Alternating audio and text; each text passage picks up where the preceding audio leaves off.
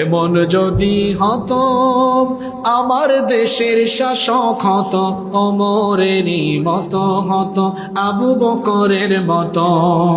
এমন যদি হতো আমার দেশের নেতা হতো ওমরেরই মতো হতো আবু বকরের মতো। জনগণের খোঁজ খবর নিত রাত দুপুরে, ঘুরে ঘুরে দেখতো কি কেউ আছে অনাহারে। আমার দেশের মা বোনেরা লাঞ্ছিত হতো না, আমার দেশের কৃষক শ্রমিক বঞ্চিত হতো না।